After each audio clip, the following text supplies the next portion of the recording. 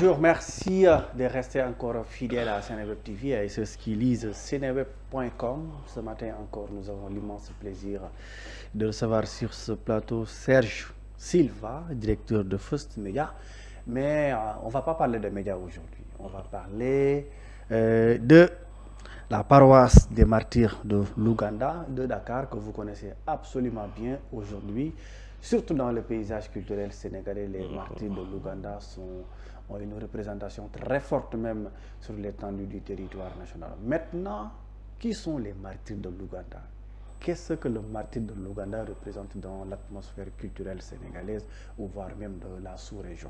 Donc nous allons en parler avec Serge Silva en prélude de leur événement qui aura lieu bientôt, communément appelé Kermesse, avec des plus belles voix et de la musique sénégalaise qui vont prendre part à ce grand événement de haute portée culturelle. Mais avant de parler de l'événement, nous allons d'abord faire focus sur les martyrs de l'Ouganda avec Serge Silva. Serge, bonjour. Bonjour, monsieur. Très heureux de m'accueillir ici. Donc, de par ma voix, je représente les paroissiens des martyrs du Master l'Ouganda, mais surtout, je représente toute la communauté chrétienne. Et nous vous disons merci de nous recevoir sur ce prestigieux plateau. Merci beaucoup à vous aussi d'avoir accepté notre invitation, de venir partager avec nous aussi votre expérience et aussi l'information qui concerne les martyrs de l'Ouganda. Alors Serge, nous aimerions aussi savoir quelques informations. Parlez-nous un peu des martyrs de l'Ouganda. Quand est-ce que les martyrs de l'Ouganda, cette organisation est née? Et voilà, l'idée est venue d'où? Et pourquoi même le nom de l'Ouganda? Il faut savoir que concernant les martyrs de l'Ouganda, c'est un groupe de 22 catholiques et de 23 anglicans, d'accord, qui ont été torturés et tués entre 1885 et 1887 en Ouganda. Donc je pense plus précisément au Bouganda, n'est-ce pas, qui ont été torturés et tués, dont les, si je peux dire, les martyrs les plus en exergue ont été un jeune qui s'appelle Kizito, d'accord, qui avait que 13 ans, qui à la veille de sa mort s'est fait baptiser, d'accord. Et Charles Louanga qui a porté ce message, d'accord, ce sont les deux martyrs les plus prégnants. Mais après ce drame, je peux dire, ces 22 catholiques et les 23 anglicans qui sont morts pour leur foi en Jésus, ils ont allumé une flamme qui a dépassé les frontières de l'Ouganda, jusqu'à nous atteindre ici, au Sénégal. On a vu rarement un sacrifice aussi immense. C'est-à-dire que si on fait le décompte, c'est 45 personnes qui sont mortes pour leur foi. 45 personnes, c'est une communauté qui symbolise surtout cette foi catholique, cette communauté catholique. Donc on a voulu s'imprégner de ces morts pour montrer que il n'y a qu'en communauté que le Christ vit. Il n'y a qu'en communauté avec l'amour fraternel que le Christ vit. Et ce qui est encore beaucoup plus parlant, c'est qu'ils ont été brûlés. Ils ont été brûlés vifs.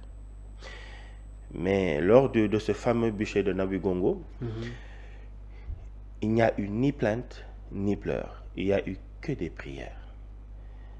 Et même il y a eu des témoignages disant qu'ils ont vu quelqu'un avec une ombre blanche être au milieu d'eux parce qu'ils étaient en prière. Donc ça symbolise Jésus tout simplement. Et pour raviver cette flamme, pour montrer ce sacrifice, on a adopté comment on dit, ce sacrifice carrément, excusez-moi pour la redondance, et c'est là que les martyrs de l'Ouganda sont nés. De par sa situation géographique, les martyrs sont très bien situés. À Yeupel, à côté du bureau des passeports, juste après le prolongement de la police. Et les martyrs de l'Ouganda c'est une église qui est au cœur même de la SICAP. De la SICAP. De la SICAP. Donc, on a, bien sûr, tout ce doyen avant Sainte-Thérèse, avant Derklé, avant Grand Yoff et tout. On a toute cette zone géographique qui est une zone géographique qui regroupe au moins peut-être 50 000 âmes en termes de chrétienté. Et c'est une zone qui est assez vivante. Donc, les martyrs ont cette réputation. Donc, avec les entités, on a plus de 35 entités. Et CEB, ce sont les communautés ecclésiales de base. Donc, qui symbolisent les quartiers, Liberté Gardien, CEB et consorts, les regroupements des catholiques, et les entités qui sont les entités Afolac, les chorales et consorts. Les martyrs ont une réputation de cette effervescence même de la foi chrétienne, et de l'amour de cette communauté. Bon, c'est ce que je peux dire au niveau des martyrs Rwanda. Et les martyrs de Rwanda sont dirigés par la congrégation des pères piaristes, qui ont été les pionniers de tout ça, les missionnaires. Maintenant, on a le curé qui est là, Père Pierre, on a de jeunes prêtres qui sont chargés tout simplement de faire vivre cette foi chrétienne à travers l'exemple de notre Seigneur, tout simplement. D'accord. Voilà. Dans cette organisation, les martyrs de l'Ouganda, on y trouve combien de nationalités? Ou bien quelles sont les nationalités qu'on y trouve souvent dans les martyrs de l'Ouganda à Dakar? Bien sûr, on a des Sénégalais. Oui, on a des Sénégalais, ça c'est sûr, oui. Périphériquement, on trouve beaucoup de nationalités, disons, des pays du centre. Des pays du centre. Surtout les Gabonais. Les Gabonais, les Congolais, les Centrafricains. Exactement. Ouais. Et ensuite, les Ivoiriens se défendent pas mal. Il y a 2 semaines, je pense même, il y a eu l'association des Gabonais, des étudiants gabonais qui avaient eu à faire le lancement de leur association aux martyrs. Donc ça a été une belle fête avec une messe de solennité. Ensuite, on trouve du tout, les missionnaires qui viennent en vacances, on trouve des expatriés, des Français, des Allemands.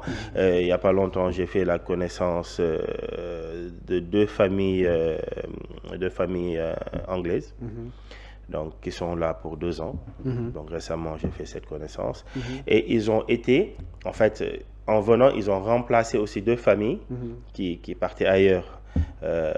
Pour aussi les besoins de cette même mission.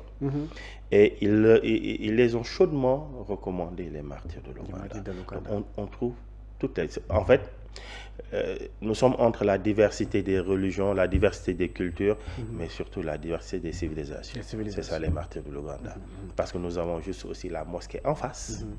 Et tout ça fait que nous vivons dans une parfaite harmonie avec nos voisins musulmans, surtout, qui nous aident.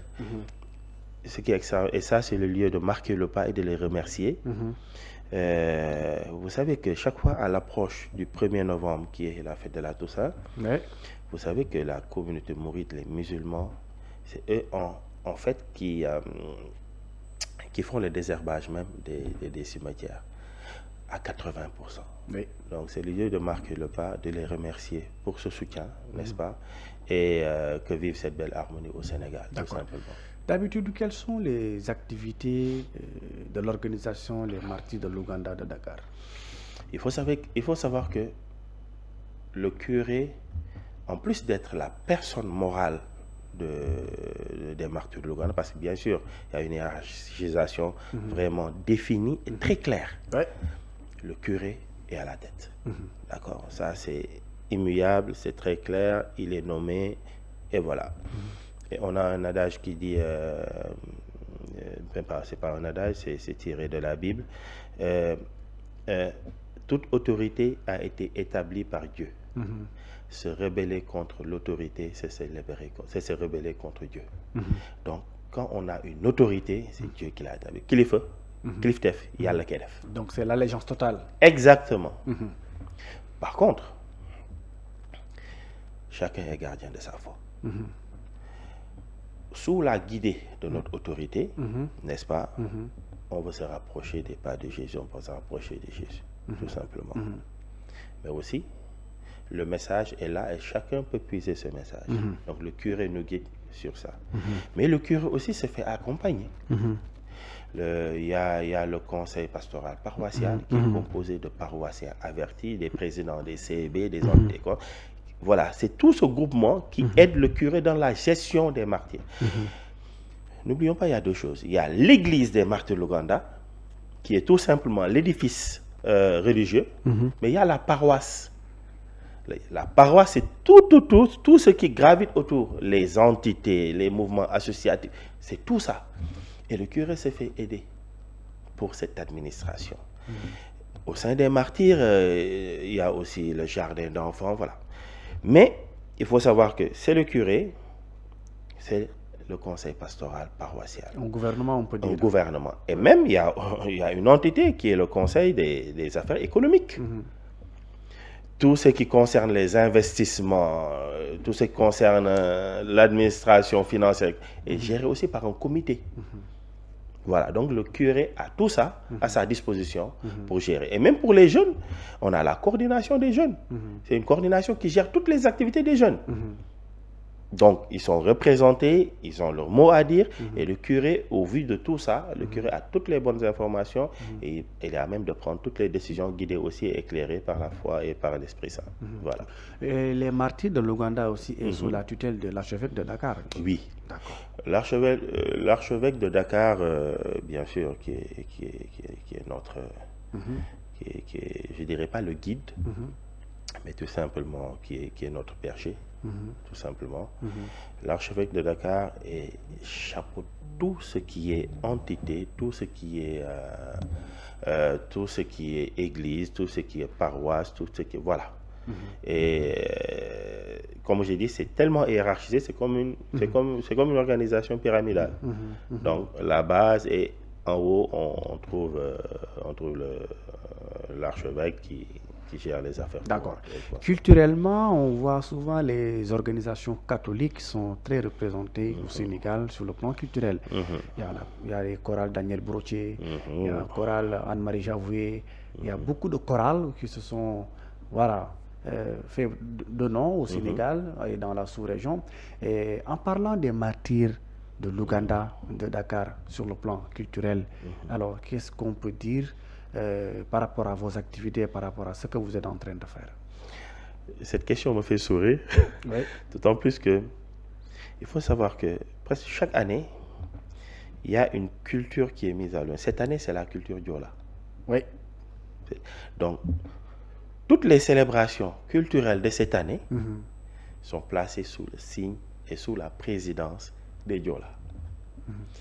L'année dernière, je pense que c'était les Sérères et Conso. Voilà.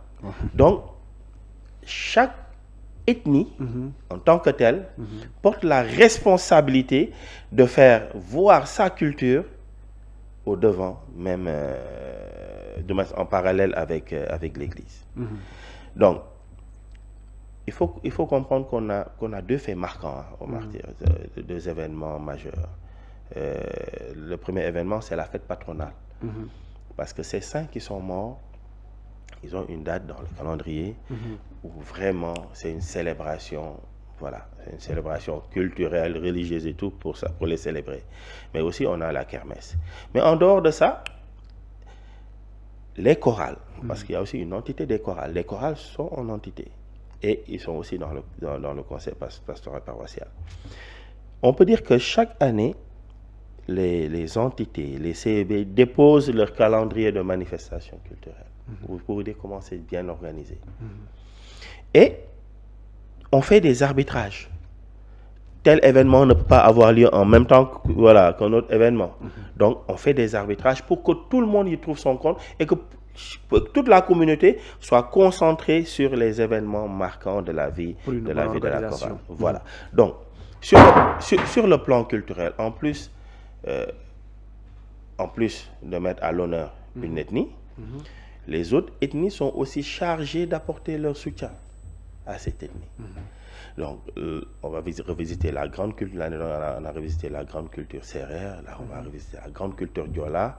Et Et voilà, comme je disais, ils sont à l'honneur et ils sont chargés de véhiculer tous les messages que compte cette grande culture. Donc, sur le plan culturel, les ethnies sont représentées. Même si l'année est l'année Diola, les autres aussi apportent, par exemple, on a des manifestations Diola et on a des sous-manifestations pour les autres cultures. Donc c'est tout le temps.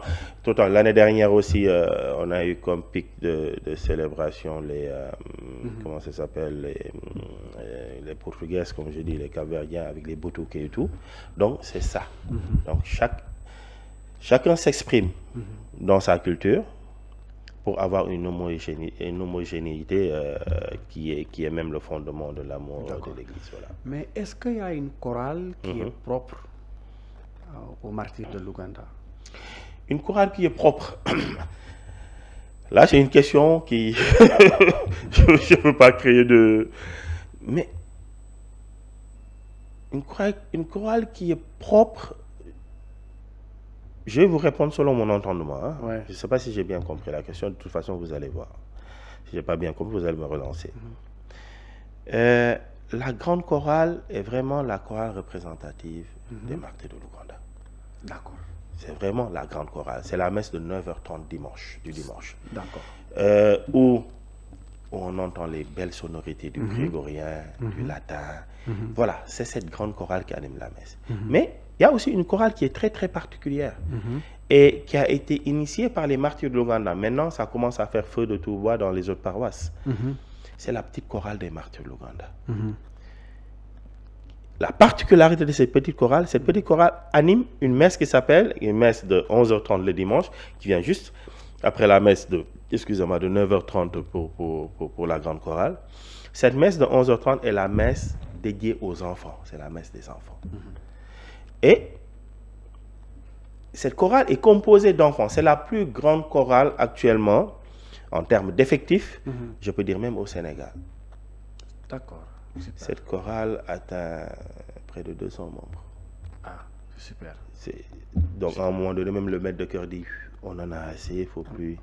Mais c'est une particularité. Donc ce sont des enfants qui animent la messe des enfants et l'évangile et tout ce qui tourne autour de la messe est expliqué aux enfants de manière simple. Donc c'est ça cette particularité. Donc ce sont les deux exemples que je peux dire maintenant. Il y a des chorales qui sont assez, si je peux dire, qui sont famous, comme on dit, des chorales qui sont comme la chorale de Daniel Brottier de Martinique, qui est connue à travers le monde et tout. Donc, parce que c'est une chorale aux belles sonorités, la jeune chorale des martyrs de l'Ouganda, qui est une chorale extraordinaire, c'est la chorale du samedi soir, parce que chaque messe a une chorale. Il y avait la chorale Notre-Dame de Sacré-Cœur. Exactement. Chaque messe a une chorale. Donc, c'est ce qui donne cette vitalité au niveau des martyrs de l'Ouganda. Et le regretté Julien Joga. Ah, oui, c'est le grand maestro, c'est le doyen, et c'est lui qui nous a montré la voie. D'accord. Voilà. Maintenant, nous allons parler de l'actualité. Vous êtes en train de préparer la 49e édition de votre traditionnel kermesse. Très bien. Et alors, qu'en est-il? J'aime bien qu'on s'arrête sur le chiffre. 49e édition. Alors, expliquez-nous. 49 ans marque un long processus. Un processus de résilience, un processus de développement en interne, mais surtout un processus de maturité. Il y a un penseur qui disait que une œuvre, c'est ce qui dure au-delà de son créateur. Donc, on a vu ici beaucoup d'œuvres, mais quand ça dure au-delà de son créateur, ça veut dire l'œuvre est belle, l'œuvre est bonne et surtout l'œuvre est pérenne. 49 ans, moi je pense que quand il y a eu la kermesse, j'avais 3 ans, pour vous dire. Donc aujourd'hui, je fais partie de l'organisation, donc pour vous dire ce processus de maturité, des gens qui étaient là, des gens qui ont assuré cette kermesse jusqu'à présent. Cette kermesse est l'événement phare des martyrs de l'Ouganda. Et on a réussi à marquer cette kermesse dans le paysage culturel, ludique, festif au Sénégal. Est-ce que vous savez que À part les événements religieux, Magal Touba, je ne sais pas, Magal Touba, Gamou de Tivaouane, l'appel des Layènes. Il n'y a aucun événement au Sénégal qui réunit plus de 18 000 personnes sur 3 jours. Après la marche maréchale. Après la marche populaire. À part ces grands événements religieux, il n'y a aucun événement au Sénégal qui réunit plus de 18 000 personnes sur 3 jours. Ce n'est pas possible. Donc il n'y a que cette kermesse des martyrs de Longanda. Avant, il y avait la cathédrale, bien sûr. Il n'y avait que cette kermesse. Il n'y a que cette kermesse des martyrs de Longanda. Parce que ce sont des festivités sur 3 jours. On a le vendredi, on a le samedi et on a le dimanche. Bon, peut-être que je vais plus rentrer dans le contenu de ces jours. Mais c'est pour souligner cet aspect crédibilité, cet aspect durabilité, mais dans le temps, c'est à inscrire maintenant dans les agendas, tout simplement. Donc, de ce fait, imagine, là, je suis plus grand que cette kermesse de 3 ans seulement. 49 ans. L'année prochaine, on va vers le cinquantenaire. Donc, ce cinquantenaire... Un demi-siècle. Exactement. Un demi-siècle de présence. Donc, ce cinquantenaire sera explosif. Et on invite vraiment Seneweb à un partenariat vibrant et vivant autour de ce cinquantenaire, mais aussi autour de, ces 49 ans de longévité. Donc, si je peux dire ainsi, ces 49 ans sont le sceau de la crédibilité, sont le sceau de la longévité, de la durabilité, mais surtout le sceau vraiment d'un travail constant et de cette résilience. Voilà. Apparemment, il y a beaucoup d'artistes qui prendront part à l'activité. Et il y a aussi autre chose. Il paraît que les recettes aussi seront servies pour une cause noble. Chaque année, on a des objectifs. Par exemple, l'année dernière, on devait réfectionner la chapelle de Derklé. Maintenant, si vous entrez à la chapelle de Derklé, c'est un joyau. Vraiment, on a réussi à en faire un joyau. La salle Jean-Paul II ou bien... Cette année, par contre, on a 2 objectifs majeurs. 2. On doit réfectionner la salle Jean-Paul II. La salle Jean-Paul II est une salle qui arbitre la grande chorale. Et d'autres activités. On fait énormément d'activités dans cette salle. Ouais. Cette salle est en décrépitude avancée. Vraiment délabrée. Les ardés de partout. Il y a un babab qui est derrière au niveau du bureau des passeports qui décape même les carreaux. Donc, on babab est géant. Ah oui, et c'est un patrimoine culturel, on ne peut rien faire. Tu ne peux pas couper donc, ça aussi. Ouais. Avec les ingénieurs qui sont avec les études, donc c'est très compliqué. Donc il faut qu'on doit refaire cette salle. Et déjà quand il pleut, vous avez l'impression que vous êtes à ciel ouvert. C'est extraordinaire. Ça, c'est le premier objectif. Le deuxième objectif, vous savez que j'ai dit tantôt dans mes propos que on abrite aussi un jardin d'enfants, les piroguiers. Un grand jardin d'enfants, vraiment. Et les enfants n'ont même plus d'espace de jeu, je ne dirais pas cohérent, mais d'espace de jeu adéquat. Le matériel didactique pour les enfants, et même réfectionner les salles de classe. Donc on doit réfectionner ce jardin d'enfants, chercher un bus pour les enfants. Donc il y a tout un chantier. Donc ce sont les 2 objectifs majeurs de cette kermesse. Les fonds seront destinés à ça. Voilà. À part maintenant ces objectifs carrément très précis, les festivités sur les 3 jours, donc pour continuer sur la même lancée de votre question, les festivités sur le vendredi, le vendredi est dédié pour les grandes personnes. On a un concept qui s'appelle Afterwork, qu'on a commencé il y a 2 ans. Ouais. Parce qu'avant, les grandes personnes venaient à la kermesse et nous disaient tout le temps, bon, on n'a plus notre place. Parce qu'ils ne sont plus là pour faire des pêches à la ligne, jeux de billes, et voilà. Ils me disaient tout le temps, bon, c'est vrai qu'on accompagne les enfants et tout, mais on n'a plus notre place. Donc, on leur a concocté un programme sur mesure. Chaque vendredi. À leur convenance. Exactement. Donc, le vendredi, c'est un afterwork. Donc, on va commencer à 19h dans les cours dans la cour de la paroisse. Donc, bien sûr, c'est l'entrée est à 3 000 francs le jour J. Donc, on a vendu même des préventes à 2500, je pense que c'est fini. Mais l'entrée, le jour du vendredi, c'est à 3 000 francs. Et tout ça est chapeauté par le curé? Tout ça. Il y a par contre un comité d'organisation Donc c'est le comité d'organisation de la kermesse qui est dirigé par Jo Ndiokh, qui est même le maître de chœur de la grande chorale. Donc qui est le directeur de la kermesse. Moi je ne suis que son adjoint, donc son homme a tout fait. Ouais. Il me martyrise, mais bon, ça va. Et Mais il y a les différentes... normal qu'il te martyrise parce que c'est les martyrs de... Ah, de l'Ouganda. Là, vous prenez au mot. Ouais. Donc, et il y a des commissions. Ouais. Commission marketing, communication commerciale, commission lot, commission jeux, commission logistique, commission finance. Il y a énormément de commissions. Et il y a les présidents de commission, les directeurs de commission qui gèrent leur commission en permanence. Donc, et tout ça, bien sûr, est chapeauté par le curé, le conseil des affaires économiques et le conseil pastoral paroissial nous aide. Donc, c'est très bien organisé. Donc, notre marge de manœuvre est très faible parce que tout simplement, on rend des comptes ici et ailleurs. C'est ça. En tout cas, Serge Silva, merci beaucoup. Je vous remercie. Le mot de la fin? C'est pour dire aux personnes de venir nombreux. Venez nombreux parce que le vendredi, c'est Balangay. Le samedi, c'est Bilou, Bipana et le grand... par son nom, hein, mais le petit VJ. Et le dimanche, on finit en apothéose avec Bastion et surtout Dip Doundouguis qui vient de sortir un album. On vous dit de venir nombreux.